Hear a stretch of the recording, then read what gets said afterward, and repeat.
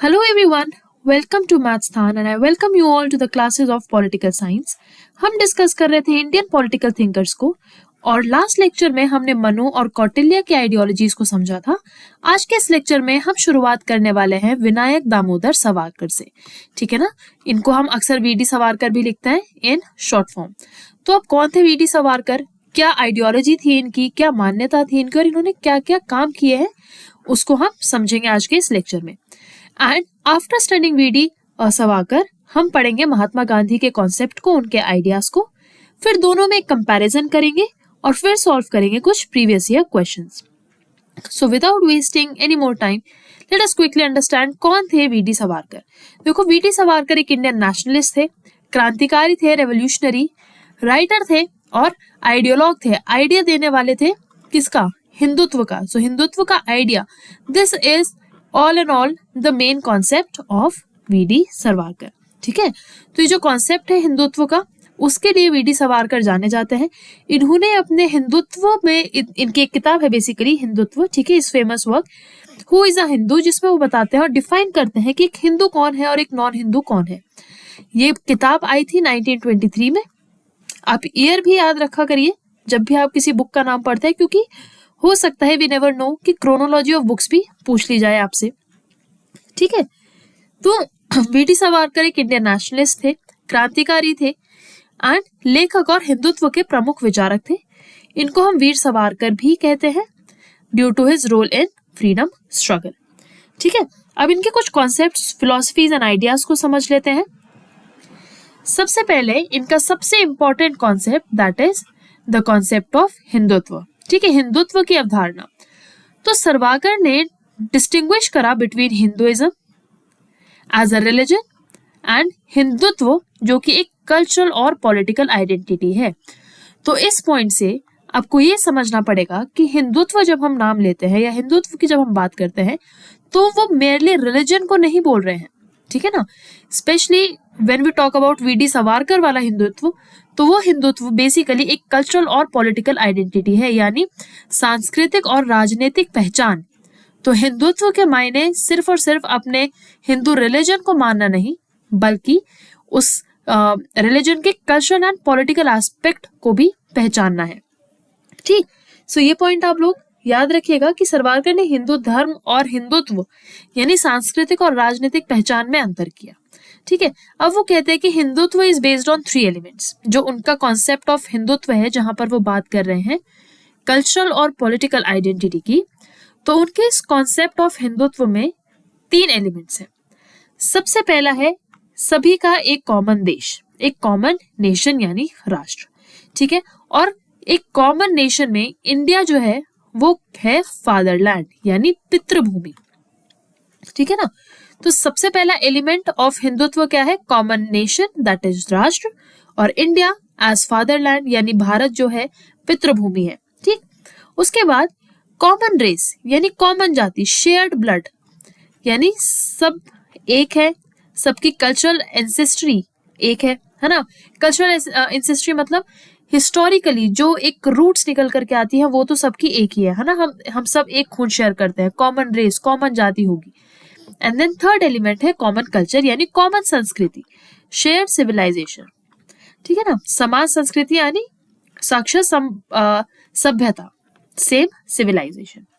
तो 3 elements of Hindutva according to VD Savarkar are what?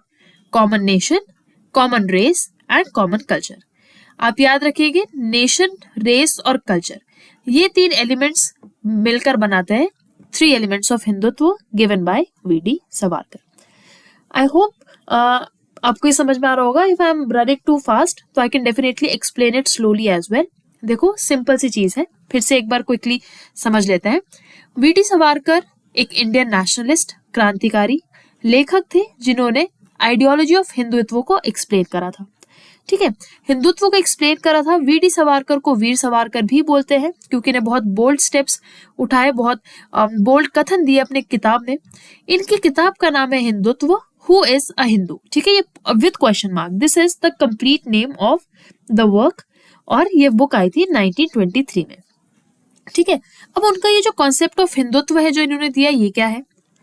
देखो, सबसे पहले वो कहते हैं कि हिंदुइज्म और हिंदुत्व दो अलग चीजें हैं। हिंदुइज्म एक रिलीजन है ना, और जो हिंदुत्व है वो एक आइडियोलॉजी है। आइडियोलॉजी है एंड आइडिया है। आइडिया किस चीज का? कल्चर एंड पॉलिटिकल आइडेंटिटी का, कि सबकी एक पहचान, सबका कल्चर और पॉलिटिकल आइडेंटिटी को एक करना, ठीक है ना। तो ये कल्चर प्लस पॉलिटिकल है। अब उन्होंने 3 एलिमेंट्स दिए इस हिंदुत्व के। क्या थे वो 3 elements? First element common nature, sorry common nation, यानी कॉमन एक राष्ट्र होना, ठीक है ना, और इंडिया एक पितृभूमि है। देन उन्होंने बोला कॉमन जाति, कि जो भी लोग हैं जो हिंदुत्व में जिनको हम कंबाइन करेंगे उन सबकी एक जाति होगी, shared blood and cultural ancestry, ठीक है ना।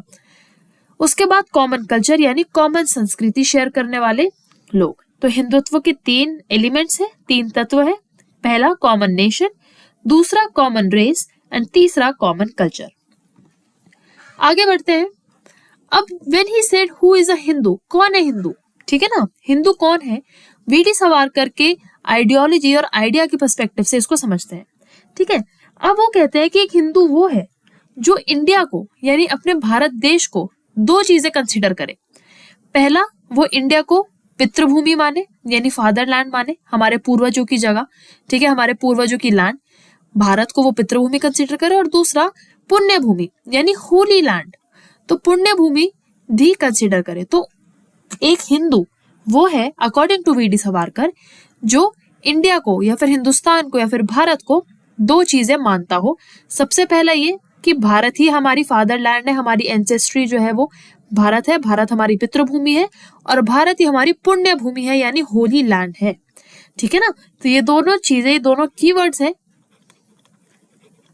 Important for your exam, please याद रखिएगा। अच्छा, अब जो इनका ये जो कॉन्सेप्ट है ना हिंदुत्व का, बेटा इसने डेफिनेटली जो बाकी रिलीजन थे, specially the religion of Islam and Christianity, जो इंडिया को या भारत को अपनी होली लैंड कंसीडर नहीं करते थे, ठीक है, वो उनके कॉन्सेप्ट से डेफिनेटली क्या हो गए, एक्सक्लूड हो गए, है ना। बिकॉज उन्होंने बोला कि बस एक हिंदू वो है जो सिर्फ और सिर्फ भारत को अपना फादरलैंड मानता हो, अपना लैंड ऑफ ओरिजिन कंसीडर करता हो, है ना, लैंड ऑफ ओरिजिन, यानी जहां पर उनके जो ओरिजिनेटर्स ऑफ हिंदुइज्म है उनका जन्म हुआ, ठीक है। तो हमारे एंसेस्टर्स यही के हैं। अब क्रिश्चियनिटी में और इस्लाम में तो ये तो जो कल्चर्स हैं वो इंडिया के ओरिजिन नहीं है, इजंट इट। तो इसीलिए उनके इस कॉन्सेप्ट ऑफ हिंदुत्व से religions like Islam and Christianity क्या हो जाते हैं, एक्सक्लूड हो जाते हैं। अंडरस्टूड? तो आपको समझ में आया कि who is a Hindu according to VD. Savarkar. देखो, इस परिभाषा में इस्लाम और ईसाई धर्म शामिल नहीं है क्योंकि उनके पवित्र स्थल भारत के बाहर हैं।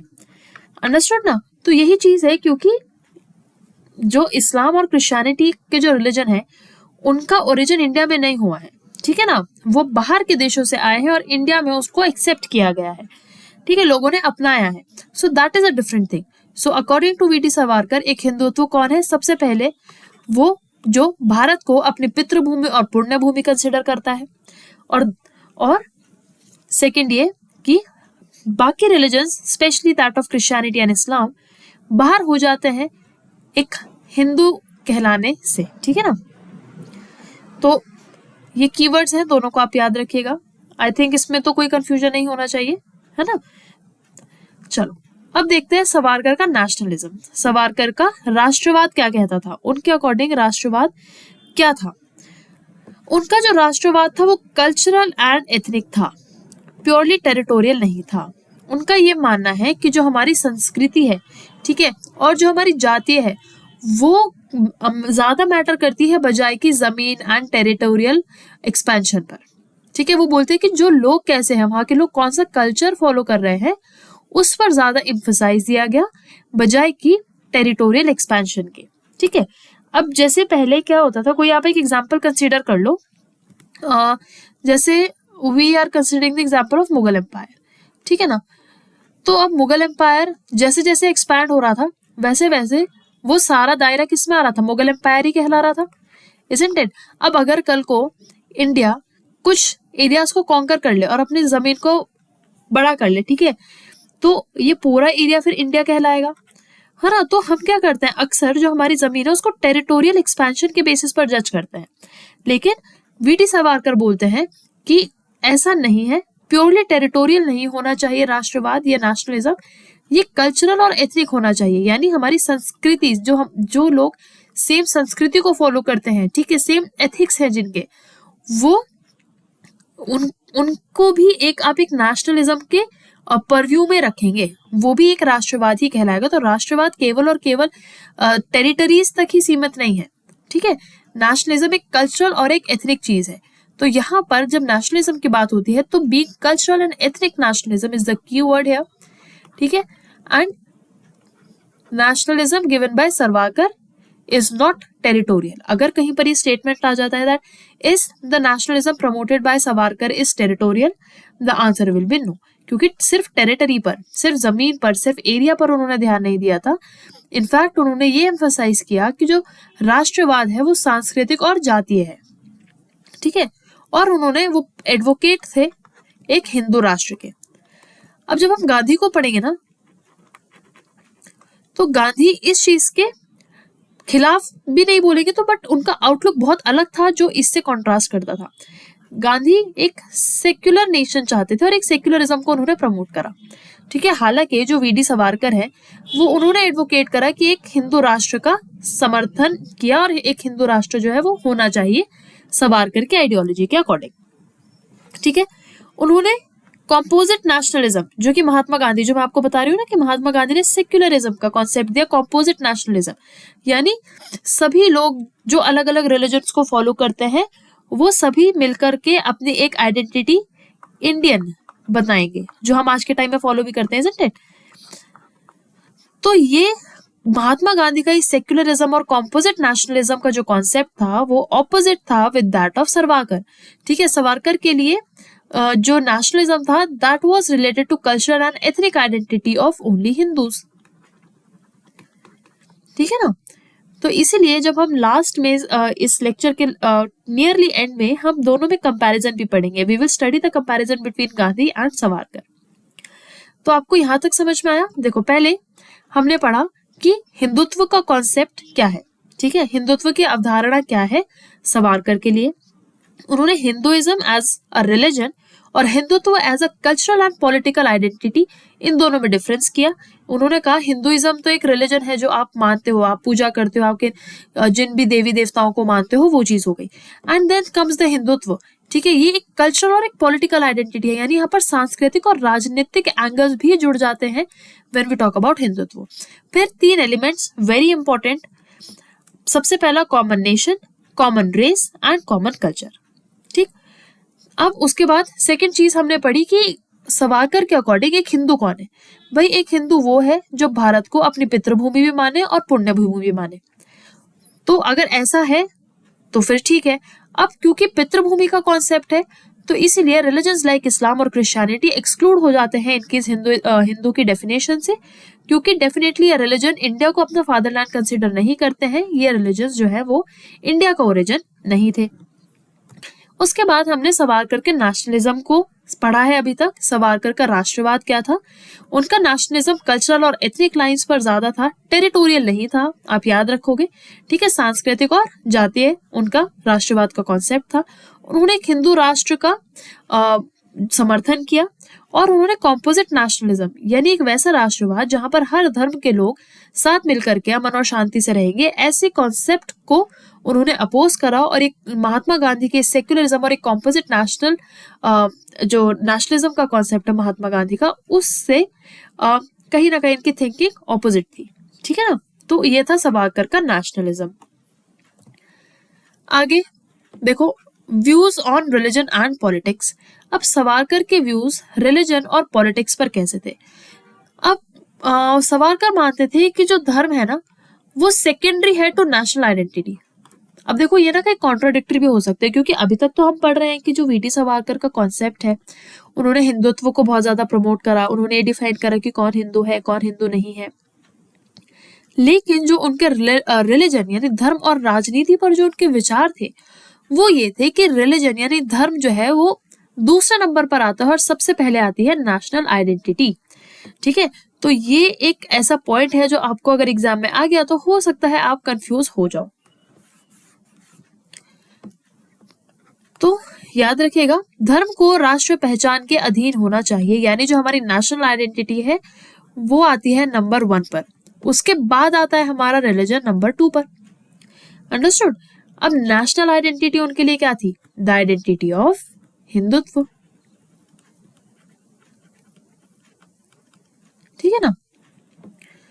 अब हम ये पढ़ते हैं कि उन्होंने सेक्युलर स्टेट को सपोर्ट किया, लेकिन कल्चरली एक हिंदू देश होना चाहिए। अब देखो, हमने पिछली स्लाइड में तो ये चीज पढ़ी कि उन्होंने जो गांधी का सेक्युलर कॉन्सेप्ट था ना, या कंपोजिट नेशनलिज्म का कॉन्सेप्ट था, उसको इन्होंने, उससे इनकी कहीं ना कहीं आइडियोलॉजी अलग थी। ठीक है, अलग भी थी, ऑपोजिट भी कह सकते हो। अब वो कहते हैं कि भाई ठीक है, सेक्युलर हो, ठीक है, मतलब जैसे होता है ना कि ठीक है, अगर और रिलीजन के लोगों को रहना है तो वो रह सकते हैं, लेकिन कल्चरली इंडिया की पहचान एक हिंदू नेशन से होनी चाहिए। बाकी सब माइनॉरिटी में रह रहे हैं, छोटे छोटे टुकड़ों में रह रहे हैं, वो कोई बात नहीं, लेकिन इंडिया को अगर आप कल्चरली आइडेंटिफाई करोगे तो वो एक हिंदू नेशन होना चाहिए एज पर वी.डी. सावरकर। ठीक है, और क्योंकि अब इंडिया देखो सेक्युलरिज्म फॉलो करता है, जहां पर हर रिलीजन जो है वो इक्वली इंपॉर्टेंस रखता है। ये सेक्युलरिज्म, सेक्युलर स्टेट का कॉन्सेप्ट वी.डी. सावरकर ने सपोर्ट करा, लेकिन कल्चरली यानी सांस्कृतिक तौर पर इंडिया एक हिंदू नेशन होना चाहिए एज पर सावरकर की आइडियोलॉजी। ठीक है ना, समझ में आया। उन्होंने धर्म निरपेक्ष राज्य लेकिन सांस्कृतिक रूप से हिंदू राष्ट्र का समर्थन किया। तो ये सांस्कृतिक रूप से हिंदू होना एक ये उनका आइडियोलॉजी है, उनके रिलीजन और पॉलिटिक्स पे व्यू है। ठीक है ना।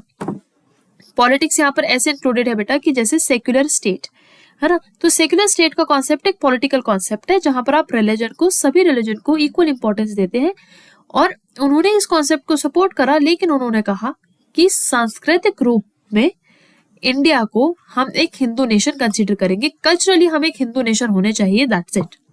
ठीक है ना। तो ये थे सावरकर के views on religion and politics. Understood. Moving on, उसके बाद आता है concept of militarism and strength, सैन्यवाद और शक्ति। अब देखो इस पर क्या ख्याल था उनके, उन्होंने एम्फसाइज की मिलिट्री स्ट्रेंथ और नेशनलिज्म। अब उन्होंने इसको सपोर्ट करा कि भाई मिलिट्री जो है, हमारी जो देश की सेना है वो बहुत शक्तिशाली होनी चाहिए, और सेना में राष्ट्रवाद, नेशनलिज्म की फीलिंग जो है वो कूट कूट कर भरी हुई होनी चाहिए। ठीक है ना। तो सावरकर ने सैन्य शक्ति और राष्ट्रवाद पर जोर दिया। उन्होंने कहा कि ये चीज तो मैंडेटरी है और ये होनी चाहिए, और हर जो देश है उसकी सेना मजबूत होनी चाहिए, specially in terms of India. उन्होंने एम्फसाइज किया कि जितना हो सके मिलिट्री स्ट्रेंथ को बढ़ाओ। ठीक है। अब देखो, ये हम बोलते हैं ही वाज अ रेवोल्यूशनरी, क्या थे? क्रांतिकार। वो रेवोल्यूशन चाहते थे, ठीक है, क्रांति चाहते थे। और जब रेवोल्यूशनरीज होते हैं ना, वो सारी फोकस करते हैं, दे फोकस ऑन फोर्स या फिर पावर या फिर मिलिट्री स्ट्रेंथ।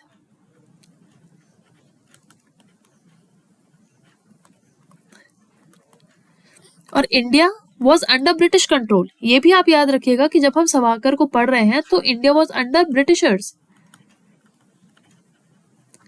और उस टाइम पर इंडिया के जो मैक्सिमम लोग जो ब्रिटिश आर्मी में जाते थे वो ब्रिटिशर्स को ही सर्व करते थे।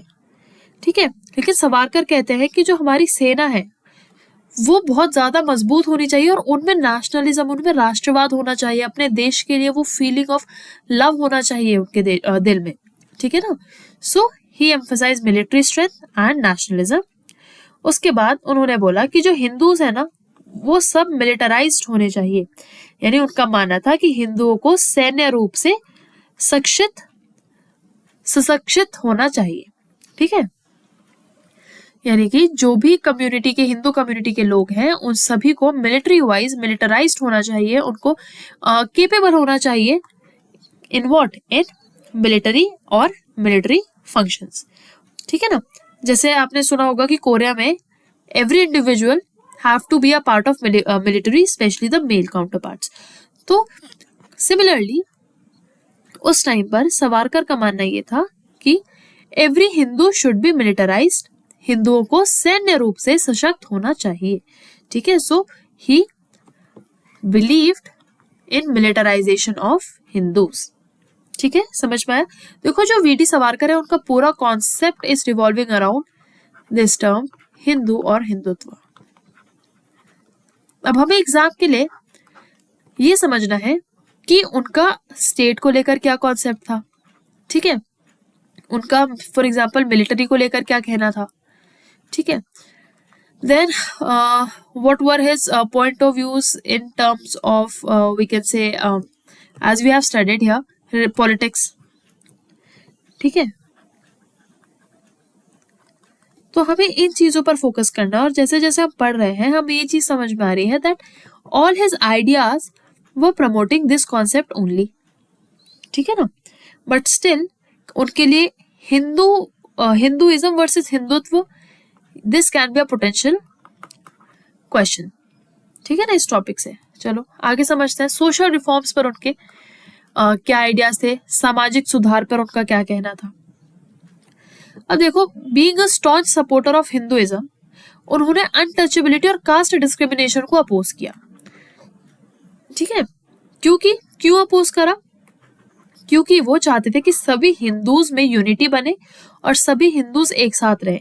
सी वी ऑल नो कि ये जो वर्णा सिस्टम जो हमने कल मनु और कौटिल्य वाले लेक्चर में भी पढ़ा था, वर्णा सिस्टम भले अब खत्म कर दिया गया हो लेकिन कहीं ना कहीं yes we are divided into different caste, है ना, इसमें तो कोई शक की बात नहीं है, अलग अलग कास्ट और जाति के लोग हैं हमारे देश में। तो अब सावरकर का कहना था कि अनटचेबिलिटी और ये जो कास्ट डिस्क्रिमिनेशन है ना, ये नहीं होनी चाहिए, इसको उन्होंने अपोज किया। ठीक है, विरोध किया किसी भी तरह के कास्ट डिस्क्रिमिनेशन या जाति भेदभाव का, और उन्होंने बोला सब हिंदू एक है और सभी हिंदुओं को एक सोशल यूनिटी बनानी पड़ेगी। ठीक है, क्योंकि उनका भी मानना ये था कि अगर जितने भी हिंदू कम्युनिटी के लोग हैं अगर वो आपस में ही बटे रहेंगे तो फिर वो मजबूत नहीं हो सकते। इसीलिए सभी हिंदूज को, चाहे फिर वो किसी भी जाति का हो, इक्वल रिस्पेक्ट करनी चाहिए, इक्वल उसको इम्पोर्टेंस देनी चाहिए। ठीक है, स्पेशली इक्वल रिस्पेक्ट होना जरूरी है। और एक कास्ट डिस्क्रिमिनेशन का विरोध उन्होंने करा ताकि हिंदूज में एक सामाजिक एकता बन पाए। ठीक है, एक सोशल यूनिटी बन पाए अमंग हिंदू। उन्होंने हिंदू एकता का समर्थन किया। अंडरस्टूड? तो जब बात करते हैं सामाजिक सुधार पर, तो समाज में जो अनटचेबिलिटी की जो कॉन्सेप्ट था, ठीक है, अस्पृश्यता, yes, sorry again for my Hindi pronunciation, I really apologize. तो यस, पर बेसिकली जो अनटचेबिलिटी थी और कास्ट डिस्क्रिमिनेशन थी, इसको इन्होंने पूरी तरह से अपोज करा। Then moving on, political realism, राजनैतिक यथार्थवाद। Savarkar followed a realist and pragmatic approach. अब देखो, हमने पिछले लेक्चर्स में समझा था कि आइडियलिस्ट कौन होते हैं और रियलिस्ट कौन होते हैं। एक बार क्विक रिकैप करेंगे। आइडियलिस्ट वो लोग होते हैं जो मॉरल वैल्यूज देते हैं और बताते हैं कि एक आइडियल स्टेट कैसा होना चाहिए, कि एक परफेक्ट जो है देश कैसे होना चाहिए और वो कैसे बनेगा। वो आता है विचारों से, मॉरल चीजों से। लेकिन दूसरी साइड रियलिस्ट ये प्रैक्टिकली चीजों को देखते हैं। इनका जो नजरिया होता है वो प्रैक्टिकल और प्रैग्मेटिक होता है। ये नहीं सोचते कि कोई चीज परफेक्ट कैसे होगी, हम उसके ऊपर एक प्रिंसिपल, एक सिद्धांत लिखते हैं, ऐसा नहीं है। ठीक है, रियलिस्ट वो प्रिंसिपल्स देते हैं जो प्रैक्टिकली उनको देखकर, जो प्रैक्टिकल ग्राउंड रियलिटीज में जो अप्लाई हो सके। ठीक, और जो वीर सावरकर थे वो भी एक रियलिस्ट थे। ठीक है, और एक प्रैग्मेटिक अप्रोच रखते थे, यानी खुली अप्रोच रखते थे, प्रैक्टिकलिटी और रियलिटी पर बेस्ड सिद्धांत उन्होंने दिए। तो सावरकर एक का जो दृष्टिकोण था वो यथार्थवादी और व्यवहारिक था। अंडरस्टूड? तो बेसिकली बस आपको इतना पता होना चाहिए कि ही वाज अ रियलिस्ट। वो एक आइडियलिस्ट नहीं थे। उन्होंने कोई आपको बिल्कुल एक पक्की परफेक्ट स्टेट की थ्योरी नहीं दी थी। उन्होंने कहा था कि भाई रियलिज्म और रियलिटी को फेस करना ज्यादा इंपॉर्टेंट है ना। तो उन्होंने एक यथार्थवादी अप्रोच रखी थी। उसके बाद उन्होंने ये कहा, अनलाइक गांधी, उन्होंने ये कहा कि भाई अगर वॉयलेंस जरूरी है आजादी के लिए तो वॉयलेंस का यूज करो। स्वतंत्रता के लिए आवश्यकता पड़ने पर हिंसा का समर्थन उन्होंने किया। इंपॉर्टेंट याद रखना ये पॉइंट, ठीक है। अगर आपसे पूछ लिया जाए कि was VD. Savarkar against violence, no, उन्होंने विरोध नहीं करा हिंसा का। उन्होंने कहा कि अगर आपको स्वतंत्रता के लिए हिंसा भी करनी पड़े तो आप करो, है ना, everything is fair in love and war. तो यही वाली आइडियोलॉजी थी सावरकर की भी। उन्होंने कहा जहां जरूरत हो हिंसा की वहां हिंसा का यूज हो सके, मतलब वहां पर हिंसा का यूज करो, specially when it comes to getting freedom, है ना, स्वतंत्रता के लिए आवश्यकता पड़ने पर भी हिंसा का समर्थन सावरकर ने किया। तो उनका पॉलिटिकल रियलिज्म क्या था? सबसे पहली बात तो ये कि वो खुद एक रियलिस्ट थिंकर थे, है ना, यथार्थवादी सोच रखते थे, प्रैग्मेटिक थे, प्रैक्टिकली उन्होंने अपने आइडियाज को सामने रखा और उन्होंने ये कहा कि भाई अगर आपको फ्रीडम चाहिए, ब्रिटिशर से अगर आपको आजाद होना है, तो ब्रिटिशर से आजाद होने के लिए अगर आपको हिंसा का भी इस्तेमाल करना पड़े ना तो करो, ठीक है ना। This was his political realism. अब ये सारे आइडियाज तो हमने पढ़ लिए, अब उनका कुछ क्रिटिसिज्म भी रहा है ना। जैसे कि कोई भी आइडिया या आइडियल्स देने वाला जो भी विचारक होता है, हमेशा कुछ ना कुछ ऐसे ऑपोजिशन में कुछ ना कुछ ऐसे विचारक होते हैं जो आलोचना करते ही करते हैं। तो अब सावरकर का क्रिटिसिज्म भी पढ़ लेते हैं।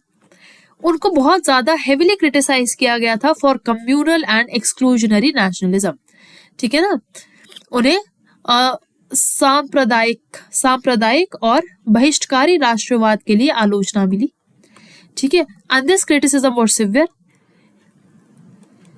उनको क्रिटिसाइज काफी सिवियर ग्राउंड पे किया गया। क्यों? क्योंकि उन्होंने जो है इसको एक सांप्रदायिक जो राष्ट्रवाद था ना, उस राष्ट्रवाद को इन्होंने कम्युनिटी तक सीमित कर दिया, ठीक है। अब उससे हुआ क्या कि जो बाकी कम्युनिटी के लोग थे, जो फॉलोअर्स थे इस्लाम के, क्रिश्चियनिटी के, ठीक है, वो सब एलियनेट हो गए और इन्होंने बोला कि सिर्फ हिंदुइज्म, जो जितने भी हिंदू कम्युनिटी के लोग हैं सिर्फ उनको मिलिटराइज करो, है ना। तो वो एक एक्सक्लूजनरी नेशनलिज्म जो था उसने काफी सेंटिमेंट्स हर्ट करे लोगों के, ठीक है। तो सबसे पहला और सबसे बड़ा क्रिटिसिज्म तो उनको इसी चीज के लिए मिला कि ये एक बहुत ही कम्युनल और एक्सक्लूजनरी मतलब हटा देने वाला, बहिष्कार कर देने वाला, ठीक है, वैसा राष्ट्रवाद इन्होंने दिया। क्योंकि obviously he supported one community, लेकिन उसकी वजह से जो बाकी कम्युनिटीज का एक्सक्लूजन हो गया, that was his main criticism, ठीक है। और वही पॉइंट उनकी सबसे बड़ी आलोचना की भी वजह बनी। उसके बाद his ideas seen as against pluralism and secularism, as I already told you, कि जो उनका जो विचार था वो बहुलवाद और धर्म निरपेक्षता के खिलाफ माने जाते हैं, यानी कि सेक्युलरिज्म की हर धर्म जो है वो इक्वली, जैसे हम डिस्कस कर ही चुके हैं ना, सेक्युलरिज्म का मतलब that India equally respects every religion, और जो इंसान जो भी धर्म फॉलो करना चाहे वो कर सकता है, उसको पूरी रिस्पेक्ट मिलेगी इन द सोसाइटी, ठीक है। ये होता है कॉन्सेप्ट ऑफ सेक्युलरिज्म। और प्लूरलिज्म मतलब एक से अधिक कल्चर्स का या फिर एक से अधिक धर्मों का एक ही देश में मिलजुल कर अमन और शांति से रहना। तो जो सावरकर का जो आइडिया था उसको बहुत ज्यादा कम्युनल और एक्सक्लूजनरी एंड प्लूरल माना, सॉरी मतलब हम इसको प्लूरल तो नहीं कहेंगे पर बेसिकली कम्युनल और एक्सक्लूजनरी था। और प्लूरलिज्म का कॉन्सेप्ट मतलब एक से अधिक कल्चर के लोग, एक से अधिक रिलीजन के लोग साथ में रह सके। और सेक्युलरिज्म, ये दो कॉन्सेप्ट के अगेंस्ट माना गया और यही थी उनकी सबसे बड़ी क्रिटिसिज्म भी। अंडरस्टूड? तो वी.डी. सावरकर का जो कॉन्सेप्ट है आपको समझ में आया और क्यों उनकी आलोचना हुई? डेफिनेटली सबसे पहला पॉइंट तो ये कि एक ही कम्युनिटी का बहुत ज्यादा समर्थन करना, जिसकी वजह से उन्हें आलोचना उनको झेलनी पड़ी, ठीक है ना। चलो, अब जब हमने वी.डी. सावरकर को पढ़ लिया है तो Mahatma Gandhi, father of the nation, इनको भी पढ़ लेते हैं। ऑल्दो इनके बहुत सारे कॉन्सेप्ट्स आपने सुने होंगे, पढ़े होंगे, ठीक है। और बहुत सारी आइडियोलॉजीज महात्मा गांधी की, जैसे अहिंसा, है ना, सत्याग्रह, ये सारी चीजें आपने सुनी होंगी और पढ़ी भी होंगी। तो क्विकली एक बार देख लेते हैं कि महात्मा गांधी के आइडियोलॉजीज क्या थे और फिर वो सावरकर से अलग कैसे थे, ठीक है। सो महात्मा गांधी इंडिया की फ्रीडम स्ट्रगल की लीडर रहे हैं, ठीक है। और ये एक मॉरल पॉलिटिकल फिलोसोफर भी है। मॉरल मतलब नैतिक, जो सही और गलत का बेसिकली एक डायरेक्शन देते हैं, है ना। तो महात्मा गांधी एक इंडियन फ्रीडम स्ट्रगल है, फादर ऑफ द नेशन भी हम उन्हें कहते हैं। वो एक मॉरल और पॉलिटिकल फिलोसोफर है, यानी नैतिक और राजनीतिक विचारक थे। Father of the nation, obviously हमने बात कर ली है इस बारे में।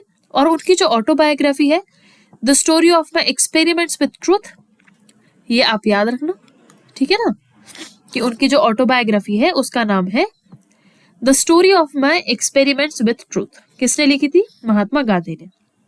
ये उनकी आत्मकथा है, सत्य के साथ मेरे प्रयोग। अब कुछ वर्क्स और थे महात्मा गांधी के, चलो यहीं पर बता देती हूँ मैं आपको। एक तो ये हो गई उनकी ऑटोबायोग्राफी, ठीक है। उसके बाद दूसरा है हिंद स्वराज, आप इसको ऐड कर लेना अपने नोट्स में, ठीक है। हिंद स्वराज 1909 में उन्होंने ये लिखी थी, ठीक है, जहां पर वो इंडिया का सेल्फ रूल का कॉन्सेप्ट डिफाइन करते हैं और सोसाइटी का स्ट्रक्चर कैसा होना चाहिए वो डिफाइन करते हैं, ठीक है। उसके बाद इनका एक और वर्क था Sarvodaya,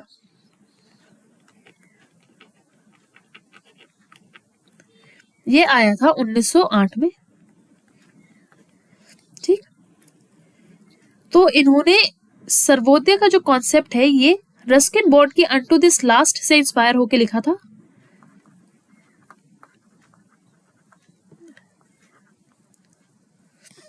Ruskin, not Ruskin bond, actually Ruskin,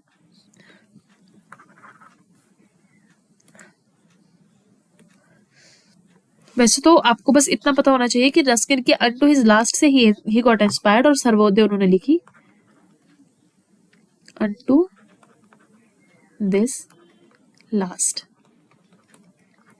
ठीक है।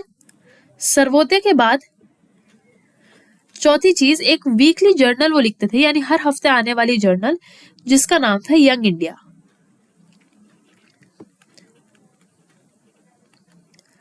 इसको नवजीवन भी बोला जाता है हिंदी में, ठीक है।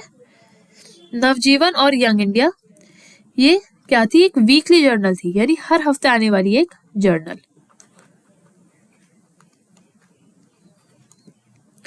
ठीक है। यंग इंडिया और नवजीवन ये दो अलग अलग थी बेटा, ठीक है, ये एक नहीं है। इसका जैसे मैंने अभी बोला ना कि यंग इंडिया इसका हिंदी में ही है, नहीं, ये दोनों बेसिकली अलग अलग ही थी, दोनों वीकली जर्नल्स हैं, ठीक है। तो गांधी जी के कुछ इंपॉर्टेंट वर्क्स क्या हो गए? सबसे पहले तो उनकी autobiography the story of my experiment with truth, उसके बाद हिंद स्वराज, सर्वोदय और यंग इंडिया और नवजीवन जैसे वीकली जर्नल्स, ठीक है। अब गांधी जी कौन थे और उनके इंपॉर्टेंट वर्क्स को पढ़ने के बाद एक बार उनकी आइडियोलॉजी समझ लेते हैं। कॉन्सेप्ट ऑफ ट्रूथ, अब देखो वो कहते थे कि सत्य ही ईश्वर है, तो उन्होंने ट्रूथ का कंपैरिजन किससे किया? सत्य का कंपैरिजन उन्होंने किया गॉड से, ठीक है। की पॉइंट याद रखना, truth is the ultimate reality, truth is God, सत्य ही वास्तविकता है और सत्य ही ईश्वर है। तो कॉन्सेप्ट ऑफ ट्रूथ या जो गांधी जी का सत्य का कॉन्सेप्ट था वो बेसिकली ये बोलते हैं कि जो रियलिटी है ना वो सत्य ही है, दैट इज ट्रूथ, और ट्रूथ ही, सत्य ही ईश्वर है, ट्रूथ इज गॉड। और वो ये कहते हैं कि politics must be based on truth and morality, जो राजनीति है वो सत्य और नैतिकता पर आधारित होनी चाहिए। अब क्या आपको ये प्रैक्टिकल लगता है? Do you think is it practical? क्या ये रियलिस्ट अप्रोच होगी या मॉरलिस्ट अप्रोच होगी? आप मुझे बताओ, ये रियल अप्रोच होगी या एक मॉरल अप्रोच होगी? सोचो इस बारे में। अभी हमने प्रीवियस स्लाइड में कुछ पढ़ा है ना, अंडरलाइन भी करा, एक बार इसको इरेज कर देते हैं, कि Gandhi was a moral political thinker, नैतिक थिंकर थे। तो जब वो नैतिक थिंकर थे तो उन्होंने क्या दिया? आइडियल स्टेट बनाना चाहा, एक परफेक्ट नेशन बनाना चाहा, जो किस पर बेस्ड होगा? ट्रूथ पर क्या प्रैक्टिकल रियलिटी में ऐसा होता है? क्या राजनीति सत्य और नैतिकता पर आधारित है? नहीं है, राइट। तो गांधी एक मॉरल थिंकर थे, एक आइडियलिस्ट थे, ठीक है ना।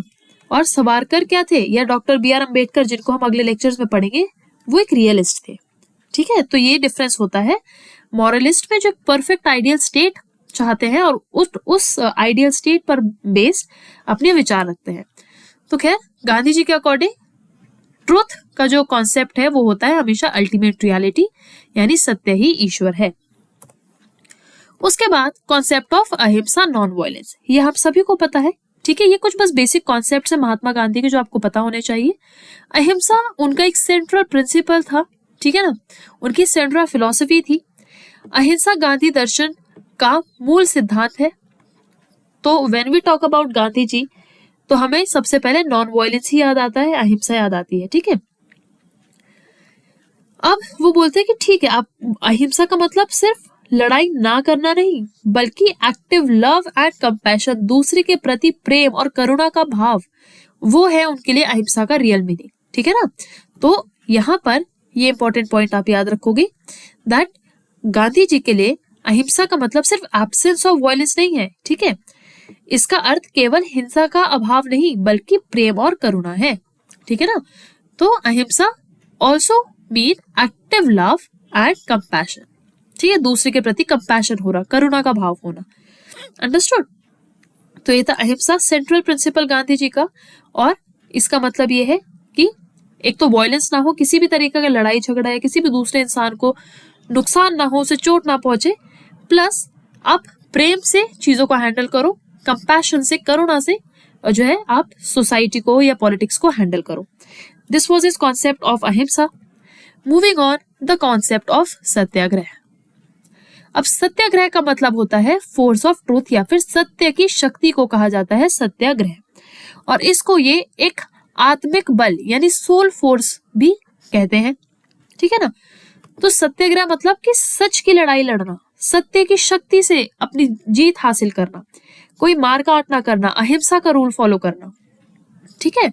और सत्याग्रह गांधी जी के बहुत बहुत पॉपुलर रहे और बहुत सक्सेसफुल भी रहे in terms of freedom struggle, है ना। हम सबको मालूम ही है, हम सबने कहीं ना कहीं पढ़ा है, बहुत सारे जैसे मूवमेंट्स भी हुए हैं इंडियन फ्रीडम स्ट्रगल में। तो सत्याग्रह एक प्राइम प्रिंसिपल हुआ करता था फ्रीडम स्ट्रगल का। और सत्याग्रह का मतलब है सत्य की शक्ति या फिर फोर्स ऑफ ट्रूथ, और इसको आत्मिक बल और एक सोल फोर्स भी कंसिडर किया जाता है। अब ये क्या है? सत्याग्रह एक मेथड है नॉन वायलेंट रेजिस्टेंस का अगेंस्ट इनजस्टिस, यानी कि जहां पर इनजस्टिस हो रही है, ठीक है, जहां पर अन्याय हो रहा है, अन्याय के अगेंस्ट रेजिस्टेंस, अन्याय के अगेंस्ट प्रतिरोध, पर वो प्रतिरोध रेजिस्टेंस कैसा? नॉन वायलेंट, अहिंसक, ठीक है ना, जहां पर किसी भी तरीके की वायलेंस का यूज ना हो, ठीक है। तो यह अन्याय के विरुद्ध अहिंसक प्रतिरोध का साधन है। तो सत्याग्रह एक सिस्टम है, एक मेथड है किसका? नॉन वायलेंट रेजिस्टेंस का, कि आप क्या कर रहे हो? आप रेजिस्ट तो कर रहे हो, अन्याय को रेजिस्ट कर रहे हो, लेकिन किसी भी तरह के गलत तरीकों से नहीं बल्कि अहिंसा से, वो होता है सत्याग्रह। इसके examples non cooperation movement, civil disobedience movement, ये जो गांधी जी ने चलाए थे, ये क्या है? ये सारे सत्याग्रह के ही एग्जाम्पल है, ठीक है ना, एग्जाम्पल्स ऑफ सत्याग्रह। उसके बाद कॉन्सेप्ट ऑफ स्वराज। अब स्वराज मतलब सेल्फ रूल और सेल्फ डिसिप्लिन, यानी भारत अपने आप को खुद से रूल करे, ठीक है ना, आत्म शासन और आत्म अनुशासन, ठीक है, यह है स्वराज का मतलब।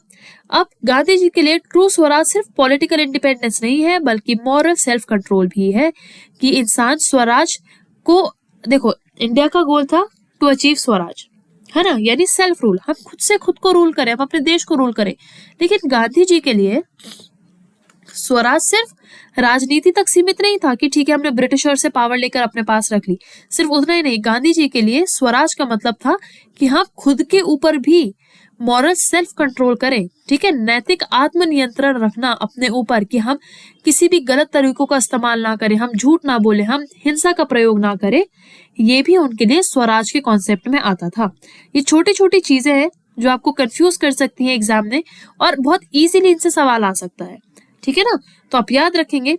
इसलिए मैंने बहुत शॉर्ट में चीजों को डिस्क्राइब किया है, लिखा है, ताकि आप लोगों को याद रखने में ज्यादा आसानी हो, है ना। तो स्वराज का मतलब है सेल्फ रूल और सेल्फ डिसिप्लिन, आत्मशासन और आत्म अनुशासन। और गांधी जी के लिए सिर्फ जो स्वराज है वो सिर्फ राजनीति तक सीमित नहीं था, बल्कि नैतिक आत्म नियंत्रण, खुद पर कंट्रोल रखना भी उनके लिए स्वराज था। तो concept of Swaraj, I hope it is clear to all of you. Then moving on, trusteeship. अब ट्रस्टीशिप का सिद्धांत क्या है? देखो ट्रस्टीशिप का मतलब होता है कि जो सोसाइटी में रिच पीपल है वो अमीर लोग अपनी वेल्थ को डिस्ट्रीब्यूट करें पुअर पीपल में और अपनी मर्जी से करें विद देयर ओन विल। ठीक है, अपनी मर्जी से अपने रिसोर्सेज को डिस्ट्रीब्यूट करें जिससे पुअर लोगों का, जो गरीब लोग हैं, जो डिसएडवांटेज सेक्शन है सोसाइटी का, उनका भला हो सके। इसे बोलते हैं ट्रस्टीशिप। ये ट्रस्टीशिप वर्ड बना है ट्रस्ट से कि भाई आप अपने रिसोर्सेज जो है वो लोगों में बांट रहे हो, ट्रस्ट के, लव के और कंपैशन के बेसिस पर आप अपनी प्रॉपर्टी या अपना जो संपत्ति है उसको डिस्ट्रीब्यूट कर रहे हो ताकि उन लोगों का भी भला हो सके। और गांधी जी जो है इस सिद्धांत में बहुत ज्यादा बिलीव करते थे। वो कहते थे कि जिन लोगों के पास पैसा है वो ट्रस्टीशिप कर सकते हैं, वो खुद से आगे आए और अपनी संपत्ति को लोगों में बांटे ताकि जिन लोगों के पास चीजें हैं नहीं या जो सफर कर रहे हैं बहुत सारे डिसएडवांटेजेस से, उनको फायदा मिल सके। ठीक है, तो ट्रस्टीशिप का कॉन्सेप्ट क्या है? Basically wealthy people should act as trustees of society's wealth, यानी जो समाज का जो वेल्थ है, जो समाज का जो पैसा है, उसके ट्रस्टी ये लोग बने। यानी ये लोग आए, सोसाइटी में अपना पैसा दे और फिर उस पैसे को इस्तेमाल किया जाए गरीबों के लिए या उन डिसएडवांटेज लोगों के लिए जो जिनको प्रॉपर रिसोर्सेज नहीं मिल रहे। ठीक है, अमीर लोग समाज की संपत्ति के ट्रस्टी की तरह कार्य करें। और क्या एम था इसका? डेफिनेटली कि भाई जो असमानता है, इनइक्वालिटी है समाज में, कोई बहुत अमीर है और किसी के पास 2 वक्त का खाना नहीं हो पाता है, तो वही इनइक्वालिटीज को कम किया जाए बिना किसी वायलेंट रेवोल्यूशन के। अगेन द कॉन्सेप्ट ऑफ अहिंसा इज हियर।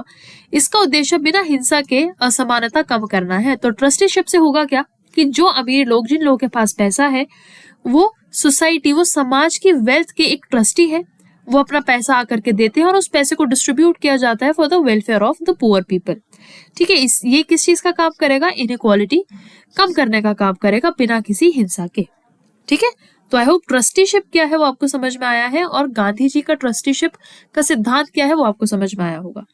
ठीक है ना, सिंपल सा कॉन्सेप्ट यही है कि जो वेल्दी पीपल है, जो अमीर लोग हैं, वो सोसाइटी के वेल्थ के, सोसाइटी के संपत्ति के ट्रस्टीज बने, यानी कि अपना पैसा आकर ट्रस्ट कर अपना पैसा दें और उस पैसे का इस्तेमाल हो पुअर पीपल के वेलफेयर के लिए। ठीक है, आगे चलते हैं द कॉन्सेप्ट ऑफ सर्वोदय। अब सर्वोदय का मतलब होता है वेलफेयर फॉर ऑल, सभी का कल्याण। ठीक है, तो सबसे पहले तो सर्वोदय का मतलब पता होना चाहिए आपको। ठीक है, मतलब बहुत सारे बच्चों को नहीं पता होता है कि सर्वोदय शब्द का मतलब क्या होता है, तो आई होप आपको आज पता चल गया। सर्वोदय का मतलब होता है सबका उदय, वेलफेयर ऑफ ऑल, सभी का कल्याण होना। ये कॉन्सेप्ट भी गांधी जी का दिया हुआ है। ठीक है, और वो जॉन रस्किन्स, तो वो it was not Ruskin bond, it is John Ruskin. ठीक है ना, मैंने इसलिए वहां से the surname I remove because it is John Ruskin. अब मुझे भी पूरा नाम जो है वो याद आ गया है। तो जो ये सर्वोदय का कॉन्सेप्ट है, गांधी जी जॉन रस्किन की अनटू हिज लास्ट, ये क्वेश्चन यूपीएससी में भी आया है। ठीक है ना, अनटू हिज लास्ट का कॉन्सेप्ट कि गांधी जी से इंस्पायर हुए थे, तो ये जॉन रस्किन की पुस्तक से प्रभावित हुए और उन्होंने ये वेलफेयर यानी सभी का कल्याण का एक कॉन्सेप्ट जिसे सर्वोदय कहा, वो समाज को दिया। ठीक है ना, आई होप आपको, देखो ये जो पॉइंट्स है ना, these are totally exam relevant. ठीक है, आपको अपने एग्जाम के लिए ये बेसिक चीजें पहले पता होनी चाहिए। आपको बहुत ज्यादा डिटेल में नहीं जाना है एक कॉन्सेप्ट के। जब हम गांधी जी की बात करते हैं तो हम सर्वोदय का कॉन्सेप्ट पढ़ते हैं। क्या है सर्वोदय का मतलब, ये पता होना चाहिए। किससे इंस्पायर हुए थे वो ये कॉन्सेप्ट देने के लिए? वो थी जॉन रस्किन की अनटू दिस लास्ट किताब। ठीक है, और सर्वोदय का मतलब होता है सभी का कल्याण, यानी कि वेलफेयर फॉर ऑल। उसके बाद आता है विलेज रिपब्लिक। देखो गांधी जी ना सेंट्रलाइज्ड गवर्नमेंट के खिलाफ थे। ठीक है, वो नहीं चाहते थे कि सारी पावर जो है वो एक सेंट्रल गवर्नमेंट के पास हो या फिर एक केंद्र सरकार का या केंद्र सरकार जैसा कोई कॉन्सेप्ट बने। वो कैपिटलिज्म के भी अगेंस्ट थे। ठीक है ना, और उन्होंने सपोर्ट किया डिसेंट्रलाइजेशन को। ठीक है, सो गांधी जी सपोर्टेड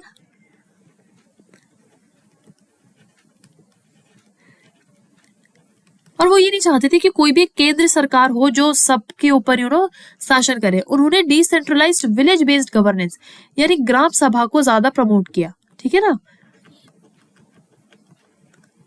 ग्राम सभा को सपोर्ट करा। फिर बिग इंडस्ट्रीज, वो नहीं चाहते थे कि बिग इंडस्ट्रीज वाला कैपिटलिस्ट सिस्टम इंडिया अपनाए, ठीक है। तो इसको ना सपोर्ट करके उन्होंने बोला कि इंडिया को अपनी खुद की स्मॉल एंड कॉटेज इंडस्ट्रीज को सपोर्ट करना चाहिए,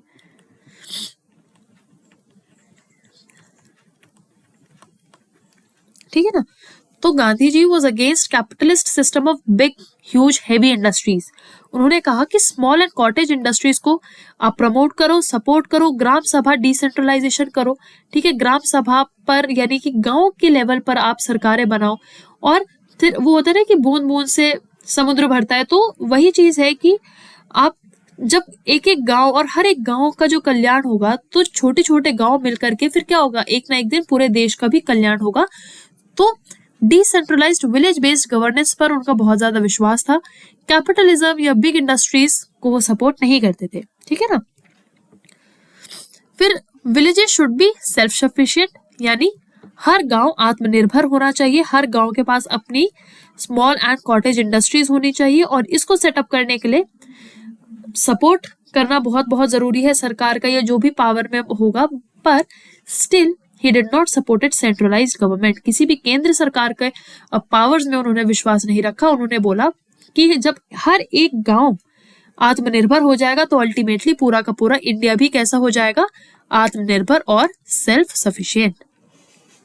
सो understood that he promoted gram swaraj या फिर डिसेंट्रलाइज्ड गवर्नमेंट। अब उनके स्टेट को लेकर के क्या व्यूज थे, राज्य के प्रति दृष्टिकोण। देखो, Gandhi view state as necessary evil. अब स्टेट यहां पर होती है सरकार, केंद्र सरकार, या आप कह लो गवर्नमेंट या फिर इंस्टीट्यूशंस जो एक देश को रन करती है, ठीक है। तो गांधी राज्य को आवश्यक बुराई मानते थे, क्योंकि वो सपोर्ट करते थे कि हर एक गांव जब डेवलप होना शुरू होगा ना तो अल्टीमेटली आपका जो देश है ना वो भी डेवलप हो जाएगा। और ये जो कॉन्सेप्ट ऑफ गवर्नमेंट, इंस्टीट्यूशन और राज्य का जो कॉन्सेप्ट है ना वो उनके लिए एक आवश्यक बुराई है, ठीक है, क्योंकि वो हमेशा से विलेज इंडस्ट्रीज को सपोर्ट करते थे, विलेज लाइफ को सपोर्ट करते थे, ठीक है ना। इसलिए उनके लिए जो राज्य का कॉन्सेप्ट है ये एक नेसेसरी इवल है। उन्होंने राज्य को नेसेसरी इवल कहा, याद रखेंगे, very important. And definitely minimal state intervention यानी उन्होंने न्यूनतम राज्य हस्तक्षेप का समर्थन किया।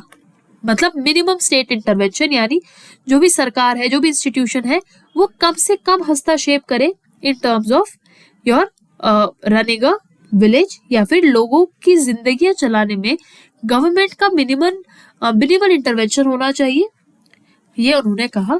स्टेट या फिर जो कॉन्सेप्ट ऑफ गवर्नमेंट या इंस्टीट्यूशन है इसको इन्होंने सबसे पहले नेसेसरी इवल कहा कि ये तो आवश्यक बुराई है, और स्टेट जो है वो लोगों की जिंदगियों में, लोगों की लाइफ में कम से कम हस्तक्षेप करे तो बेहतर, ठीक है। और सपोर्ट करा उन्होंने किसको, स्मॉल एंड कॉटेज इंडस्ट्रीज को, विलेज बेस्ड गवर्नेंस को, ठीक है। So he was against central government, या फिर वो ऐसी कोई एक सेंट्रल गवर्नमेंट के अगेंस्ट थे। उसके बाद रिलीजन एंड पॉलिटिक्स, गांधी ने एथिकल पॉलिटिक्स को सपोर्ट करा जो कि रूटेड थी रिलीजन में।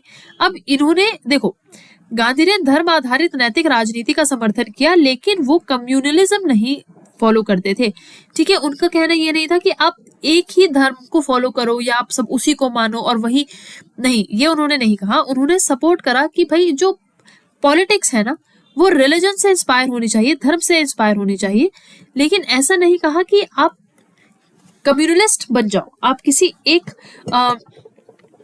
धर्म को ही कंसीडर करो, ऐसा कुछ नहीं था। बस उन्होंने कहा कि जो, क्योंकि हर रिलीजन में अच्छाई है, कोई रिलीजन कोई गलत चीज आपको नहीं सिखाएगा, है ना।